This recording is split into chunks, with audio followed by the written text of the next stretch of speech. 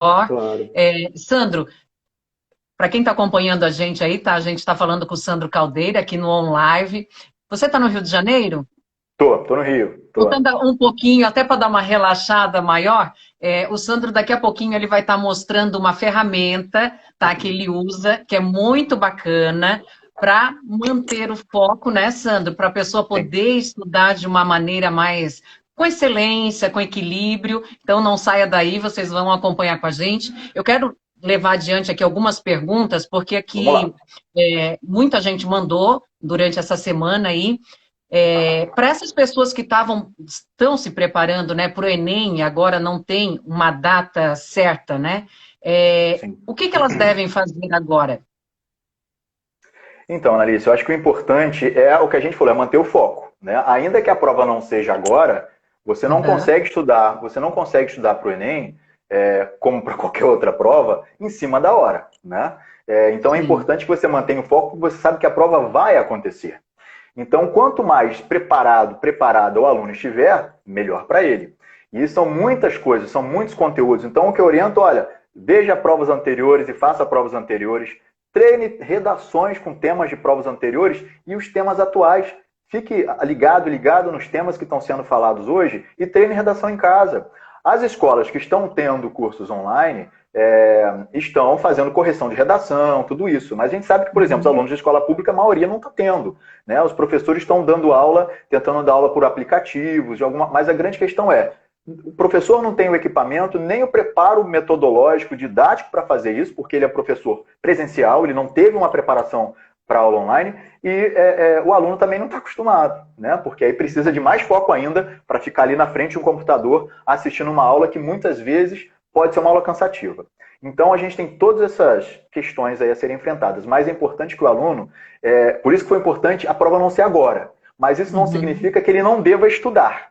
Ele vai Uhum. estudar. Agora sim, eu digo, agora você estuda com o que você tem. Já que a prova não vai ser agora, não pare. O importante é não parar. Mantenha o seu foco dentro das suas possibilidades. Quem pode estudar mais, estuda. Quem não pode, estuda da forma que consegue também estudar. Porque agora já tem esse fator mais favorável que a gente sabe que, por enquanto, a prova não vai ser, né, em novembro, né, não vai ter isso agora. Vamos ver lá como vai ser efetivamente, quando seria essa prova. Mas, na realidade, então, o importante é que seja mantido o foco. Então, treine questões anteriores, faça redações. Internet, uma coisa que é interessante, Annalise, essa pandemia, a gente tem que extrair, como eu disse, coisas que sejam benéficas. Né? Isso trouxe coisas muito ruins, mas coisas boas também. Então, por exemplo, a gente tem o canal do YouTube, que é um canal gratuito, né? Ele forneceu agora, ele tem professores do ensino médio, ensino para pré-vestibular, que são cadastrados e tiveram toda uma preparação para poderem dar aulas gratuitamente pelo canal do YouTube. Isso é interessante. O aluno, então, que não está tendo aula, por exemplo, na escola, ele pode acessar essas aulas ou ainda como material complementar e assistir essas aulas, que são os edutubers, né? Os edutubers são professores que produzem conteúdo para o YouTube, né? Que fazem isso. Eu sou edutuber do direito, não sou da área Uhum. de preparação, mas e eu achei muito legal eles fornecerem isso, darem esse acesso, né? Então é uma plataforma que está com acesso gratuito para quem quiser. Entrou no canal do YouTube, tem lá a parte de vestibular, Enem, e aí ele consegue ter esse acesso a essas aulas de forma gratuita. Então é interessante, fora outros locais, outras aulas que estão sendo ministradas também de forma gratuita. O que eu acho assim, o canal do YouTube, eu sei porque como eu me utilizo do YouTube Space, né, aqui no Rio, eu sei do critério que eles têm para veiculação de conteúdo didático. Então é uma Uhum. situação que eu sei que eles realmente tiveram todo um preparo com esses profissionais para que eles possam efetivamente colocarem essas aulas, né, disponíveis para esses alunos no canal do YouTube, nesse canal formal do YouTube. Então é uma ferramenta também que pode ser usada. Sim, ô Sandro, analisando isso, você acha que na época que nem você prestou vestibular, fez faculdade, Sim. faltou isso também? Então, assim, eu sempre senti falta desses elementos a mais, né? A gente tem um ensino muito formal, eu acho cansativo, Analice, eu acho que Uhum. fica maçante, né? E a gente, sobretudo quando a gente é adolescente, né? Quando a gente está ali com 18, 19 anos, 17, né?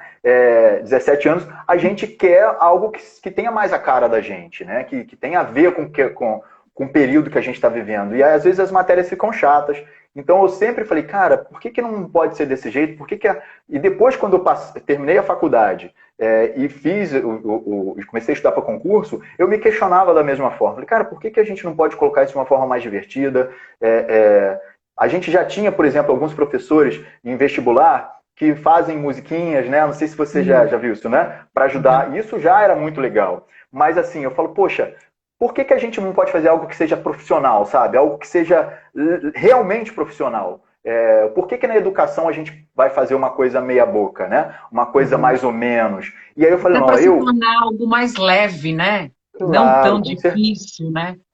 E aí eu comecei a fazer essa experimentação assim que eu terminei a faculdade e, enfim, já comecei a estudar para concurso e logo em seguida eu já comecei a dar aula também. E eu comecei a fazer essa experimentação com alunos em sala de aula dessas metodologias que eu queria inserir para ver qual seria a receptividade, né? E aí eu comecei, como eu já era músico desde molequinho, eu gostava, cantava em igreja, cantava em missa, né? E aí eu falei, tive que parar por causa de vestibular, enfim, depois faculdade, mas eu queria levar a música ainda para a área educacional, porque a música tem um papel importantíssimo no auxílio na memorização, né, do conteúdo. Música, quando a gente vê, por mais que a gente não goste da música, se você ouvir a música 2, 3, 4 vezes, daqui a pouco você está cantando ela mesmo não gostando, né? Verdade. É uma verdade. E eu falei, já, vamos levar isso para a área educacional. E aí eu comecei a fazer esses testes com os alunos, né, para ver qual seria a receptividade deles. E o pessoal gostou muito. E aí eu comecei a produzir mais. Claro que aí eu faço o quê? Essas paródias. Eu pego músicas conhecidas, sei lá, pego uma música, pego funk, pego Anitta, pego Roberto Carlos, eu pego rock, eu pego várias músicas que são conhecidas e transformo em letras voltadas para a área que eu ministro aula.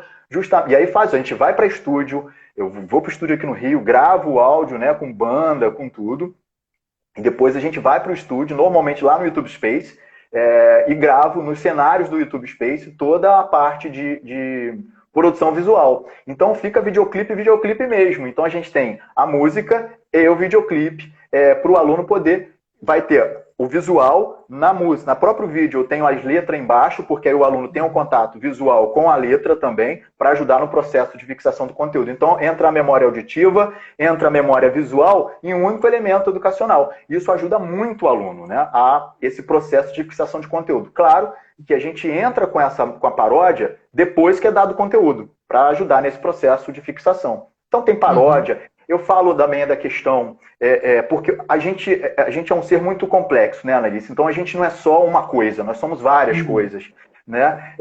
Nós temos várias facetas. E a gente precisa, por exemplo, para produzir bem, não só nos estudos, mas na vida, a gente tem que estar com a cabeça legal. Então a gente está aí com uma questão. A gente se conhecer, eu falo muito com os alunos nisso, a gente se conhecer é importante, né? Saber as nossas fraquezas, para a partir daí a gente poder, reconhecendo essas fraquezas, saber como cuidar delas, né? E fortalecer. Esse fortalecimento é importante emocional. Então eu falo isso também com os alunos, falo de alimentação, sempre com nutrólogos e nutricionistas, né?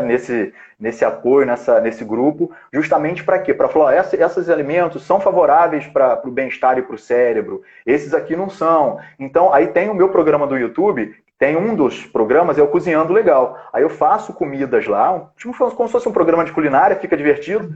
E eu trago normalmente isso. São receitas passadas sempre pela nutricionista e a nutróloga, que são parceiras, que vão ter alguma repercussão favorável para o bem-estar, para o cérebro. E são coisas fáceis. Falo de redução de estresse, fiz aí a gente fala de meditação. Aí eu tenho parceiros aqui do Rio que falam de meditação, que são pessoas incríveis, né? Fiz um voo de asa delta falando sobre medo. Tudo para poder unir, né? Todos os sentidos para a pessoa poder focar realmente, né? É aquilo que você falou anteriormente, de a pessoa às vezes ela está estimulada visualmente, mas auditivamente ela não está, né? Sandro, tem uma pergunta aqui do Hugo Junqueira, que ele fala o seguinte: os critérios devem ser diferenciados para quem estuda. Tem alunos com acesso ao mundo virtual, que é aquilo que você falou, né? E outros não têm, pois de outra forma o aprendizado é diferente. Os critérios devem ser diferentes também? Então, Hugo, na realidade, o critério diferente é o seguinte: existem alunos que têm acesso online e alunos que não têm acesso online. Para os alunos que têm acesso online, os critérios, ou vamos colocar assim, o conteúdo pedagógico que tem que ser preparado ele é voltado para aulas online. E os alunos que têm aulas presenciais, o critério pedagógico é outro, porque você tem outros tipos de ferramentas. A grande questão que a gente enfrenta agora é que os professores não foram preparados para essa produção de material pedagógico. Hoje eu estava vendo na televisão, e a discussão era justamente essa, a questão do ensino online. E os professores estavam falando, eu não sou blogueiro, eu não sou youtuber, eu não sou para dar aula online. Eu falei, gente, mas assim, você é professor, né? A pessoa é professor é professor, seja olhando para uma câmera, seja dando aula presencial. Ele não deixa de ser professor, ele não se torna um blogueiro porque ele está falando para uma câmera. Mas a questão toda realmente ele não foi preparado para isso, Analício. E é um preparo que não é um preparo que você dá em um dia. A pessoa tem que saber como mexer no equipamento, ela tem que saber como falar na câmera, ela tem que saber botar uma luz legal. Então existem vários elementos. Fora isso aí a gente está falando da questão visual. Existe a questão do preparo do conteúdo. O professor não pode achar que vai chegar e ficar escrevendo, porque não vai dar, ele não vai conseguir fazer só isso. Vai ficar maçante a aula, ele tem que inserir outras ferramentas. Então, Hugo, o que a gente enfrenta agora realmente são dois mundos, né? O mundo de quem tem acesso online, que mesmo assim está enfrentando dificuldade, não está sendo fácil, né, essa questão ainda, e aquelas pessoas, boa parte da população, que não tem acesso a esse mundo virtual, ao mundo online. Ô Sandro, mas você não acha que isso também parte um pouco da boa vontade da pessoa? De ela querer realmente aprender? Porque, assim, eu conheço muita gente que não tem o acesso, né, a internet do jeito que a gente tem, mas elas vão atrás, né? Elas fazem acontecer, nem que ela vai, pede para um vizinho, faz alguma coisa emprestada, me empresta sua senha, né? A gente parte da boa vontade de querer mudar, né? De querer aprender. Eu acho que também parte disso, né? Do professor, acho que hoje o momento que a gente vive é realmente essa separação de quem quer fazer acontecer e quem não quer, né? Eu acho que tem uma parcela sim, mas a gente tem que pensar que quando a gente fala em professor, por exemplo, de escola pública, é difícil a gente falar para um professor, para ele ter essa movimentação toda, se, por exemplo, às vezes o que ele ganha, ele não consegue ter esse equipamento, entendeu? Às vezes o que ele ganha, ele não consegue ter uma internet de banda larga. Então, são mundos diferentes, né, Analícia? Eu tenho o mundo dos professores de escola pública e tenho o mundo dos professores de escolas particulares. Esses professores, aí sim, né, a escola é certo que vai dar um preparo para esses professores, é certo que vai, talvez até para esses professores. E aí porque eles precisam continuar com as aulas, eles precisam continuar recebendo dos pais dos alunos, né? Ou seja, um comércio na área educacional, mas Então eles precisam disso. Então óbvio, como os cursinhos também, a gente teve um boom das universidades para poderem manter suas aulas, isso foi autorizado, a buscarem o quê? Plataformas online. E aí muitas escolas que não tinham nada online, nesse momento agora tiveram um boom nisso, né? Por quê? Porque eles precisam. Aí a gente tem essa movimentação. E quando a gente tem verba para essa movimentação, fica mais fácil.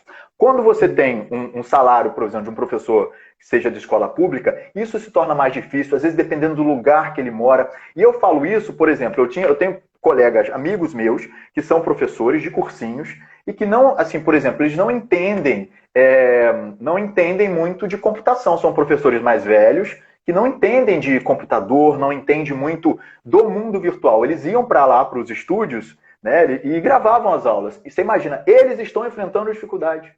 Né? E são pessoas que têm nível superior, que têm mestrado, professores com doutorado, mas que não sabem ainda, não sabiam mexer, porque sempre é alguém que fazia. Então, nesse ponto, eu concordo com você. Vai ser difícil, mas com a boa vontade você vai desenvolvendo. Entendeu? Porque as ferramentas ele possui. Ele possui o acesso, a possibilidade de comprar os equipamentos, alguém informa para ele. Agora, quando eu falo de pessoas que não têm condições financeiras para fazer isso, aí que a questão fica mais delicada, né? Eu acho que tem sim uma parcela é importante que tenha essa parcela de boa vontade para que faça acontecer, porque se você também falar, eu não sou, cruza os braços, eu não sou blogueiro, eu não sou youtuber, eu não tenho obrigação de fazer isso. aí também fica difícil, né? Eu acho que é importante ter a boa vontade, e eu acho que se a pessoa se dispõe a ser professora é porque ela ama o que faz, né? Ser educador, você tem que fazer isso com amor, senão você não passa, né? Então, se você já tem essa primeira premissa, você tem que juntar isso à boa vontade para fazer acontecer. Então, eu acho que aí sim, se a pessoa está com má vontade, as coisas não estão indo, ela já está fazendo porque ela não quer fazer, aí acho que ela tem que botar a mão na consciência, se colocar no papel que é dela, de educador, de educadora, e colocar a mão na massa. Sandro, então vamos mostrar um pouquinho para o pessoal. Tem gente aqui pedindo aqui, ó, como é que ficaria uma música do Roberto Carlos em formato educacional? Como é que ficaria isso, hein? Então, essa música é uma paródia daquela música Emoções, do Roberto Carlos. Ó, E aí foi pessoal, uma música... quem está assistindo a gente aí, presta atenção que essa é uma forma diferente de aprender e que o professor Sandro Caldeira aí vai mostrar pra gente, hein? Sim, então, só para vocês verem, é uma música que fala sobre a lei penal no tempo, tá? Sobre o direito penal no tempo. Como é que eu aplico o direito penal no tempo? E aí a música é assim, vou cantar um pedacinho então pra gente ver, ó. Quando eu estou aqui, vivendo esse grande momento, cantando pra vocês sobre a lei penal no tempo, falando em norma penal, como regra não retroagirá. Só voltando então no tempo para o réu beneficiar. Da mesma forma, a norma penal não pode ultragir, mas para beneficiar, aí sim ela pode. Eu sei que isso é regra, mas tem exceção. A lei temporária e excepcional, ainda que seja mais grave, sempre terá outra atividade. E aí vai. E aí a gente repete, canta outras partes.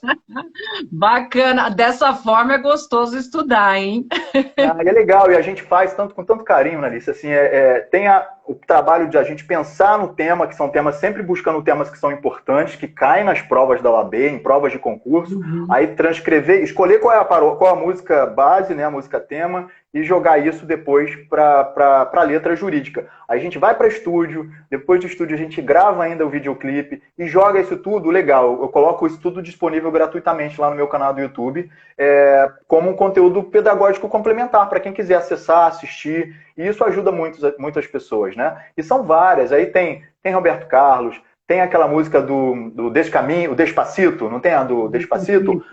Aí eu fiz uma sobre o crime de Descaminho. Então eu pego músicas, aí tem música do Wesley Safadão, tem muitas paródias que eu vou usando, fazendo essa transformação da letra, justamente da letra normal, né, para a letra jurídica, para ajudar nesse processo de fixação do conteúdo. E o pessoal se amarra, e eu deixo disponível todos esses áudios, Annalise, ficam disponíveis no meu site, que é acesso gratuito também, ficam disponíveis lá, é o sandrocaldeira.com. Acesso gratuito também, lá tem a parte Cantando Direito Penal. No Cantando Direito Penal, a pessoa clica lá, clicou lá, o que acontece? Já direciona para essa parte do direito penal cantando, né?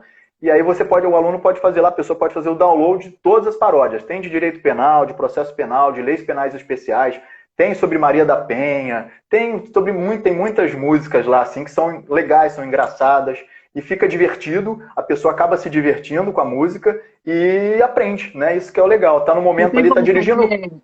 Você tem como fazer uma parte um pedacinho do Despacito aí pra gente? Tem, ó, Despacito. Depois eu não sei se eu consigo, acho que eu consigo mostrar um pedacinho do vídeo, que é muito legal, do videoclipe. Então, ó, é assim, ó. Se tô estudando e a dúvida vem chegar, e eu não sei mais como esclarecer, tô meio bolado porque nada quer entrar, e esse tema eu tenho que aprender. Tu só me pergunta qual é a diferença entre contrabando e o descaminho. Te digo que estão no Código Penal. No 334 do CP vou iludir. No todo em parte o pagamento de imposto. pela entrada, saída ou pelo consumo. É desse caminho, a pena é reclusão de uma... Aí vai, e aí vai. Fica Olha, eu muito acho que a legal. letra dessa ficou melhor, hein?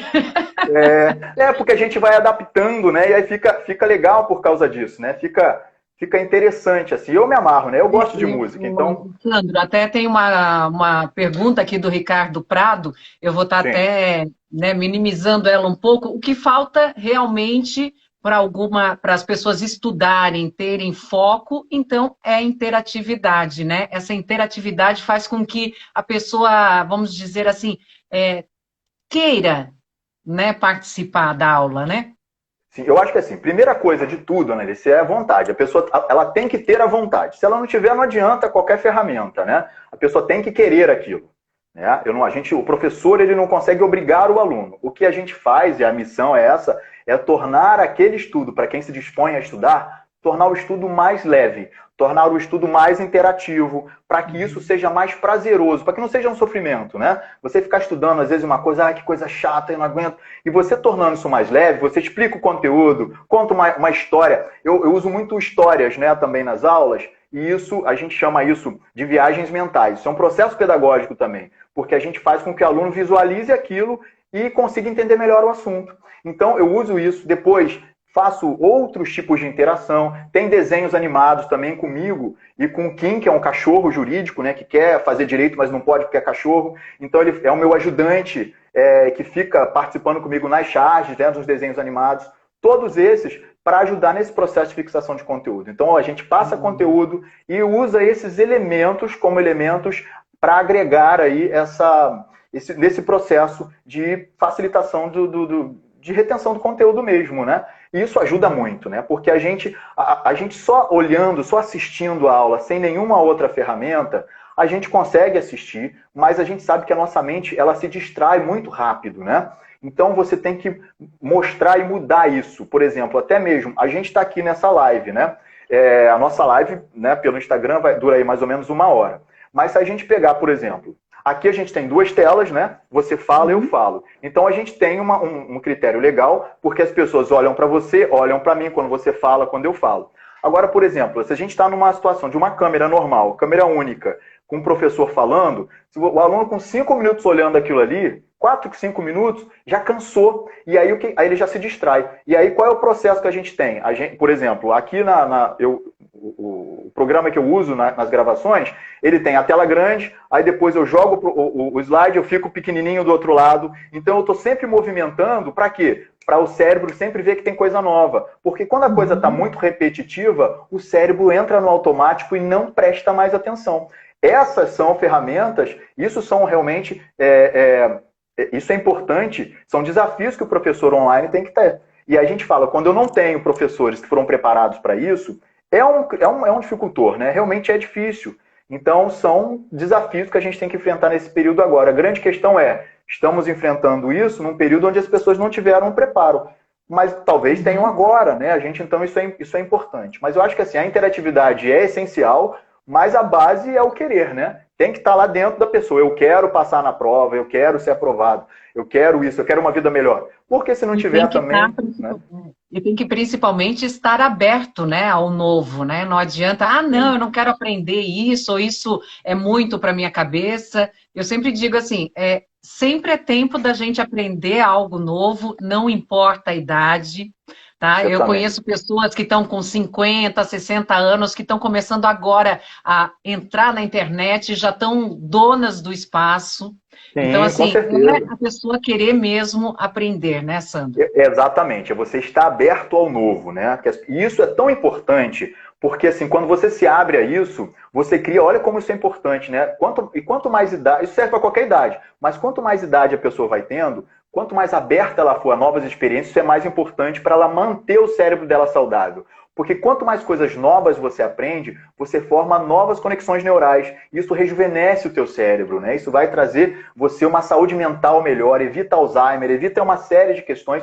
Isso te ajuda no processo também de memorização, E com a idade a gente sabe que vai ficando mais deficitária. Então, quanto mais coisas, por isso que dizem muito, né? Quem viaja muito, por exemplo, e aprende outros idiomas, né? Isso ajuda no processo, né, de manutenção da saúde cerebral. Na realidade, não é só o viajar. O viajar é porque é um local novo que você vai, é uma língua nova, né? Se você vai para fora do país. Agora, dentro mesmo, você pode fazer exercícios.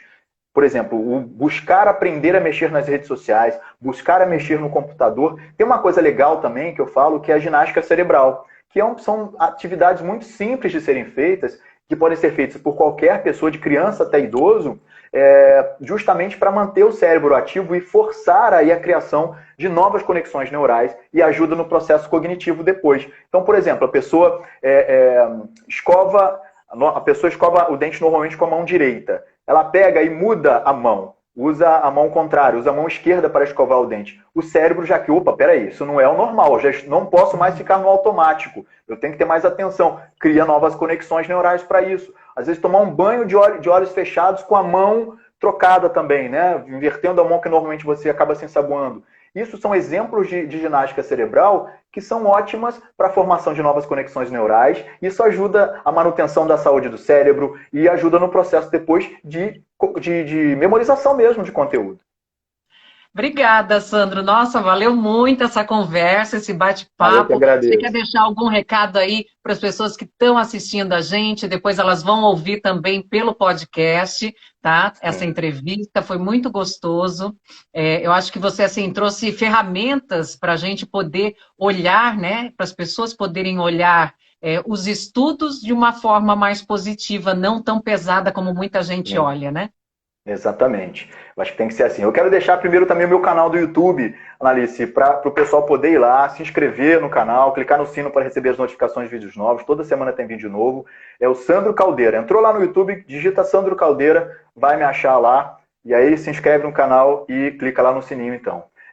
O meu Instagram é esse aqui, é o Sandro Caldeira também. Eu tenho sempre coisas novas aí pra galera. A gente fala, além da parte toda a parte de conteúdo, de estudo, falo também da parte de alimentação, de qualidade de vida, que eu acho que é importante pra gente ter. Quem estuda merece isso também, né? E é importante. E é isso, galera, assim, mesmo que estejamos nesse momento, que é um momento difícil, que todo mundo está enfrentando, cada um com dificuldades a mais e outros a menos, mas assim, todos estão fora da sua zona de conforto, né? Então acho que é importante manter o foco agora. Primeiro, saber o que você quer para a vida, o que eu quero, qual é o meu objetivo. Eu consigo fazer alguma coisa nesse momento para alcançar esse objetivo, ainda que seja a médio ou longo prazo? Se é estudar, continue estudando. Se é alguma outra coisa, planeje agora. Então, acho que agora é o momento da gente olhar um pouco para a gente, olhar um pouco para a nossa vida e saber o que a gente pode fazer nesse momento para quando a gente sair dessa pandemia, a gente estar mais forte, a gente estar melhor e com mais ferramentas para enfrentar o mundo, né? Que a gente vai voltar a enfrentar esse mundo como sempre enfrentou, né? Então, acho que é importante que nós estejamos com essas ferramentas prontas aí para isso. E que a gente possa enfrentá-lo de forma mais forte, né? E mais decisiva dessa vez. Exatamente. E com um olhar melhor, né? Gratidão, tá? Obrigada pela sua participação. Espero que em breve possamos conversar mais e trazer mais informação para todos que nos acompanham. Um grande beijo para você e se cuide aí. Beijão também para todos. Tchau, tchau, gente. É isso aí, meus amores. Hoje o On Live foi especial. Para você que quer acompanhar aí o Sandro Caldeira, é só entrar nas plataformas virtuais dele, que tem muita informação, podem ficar sabendo disso. E você pode acompanhar o nosso podcast também pelo Spotify, pelo Deezer e pelo Castbox. Queria agradecer aí a @Life Gourmet Comercial, @Prefira Local. E a gente fica por aqui. Na quinta-feira, o On Live está de volta. E um grande beijo para você.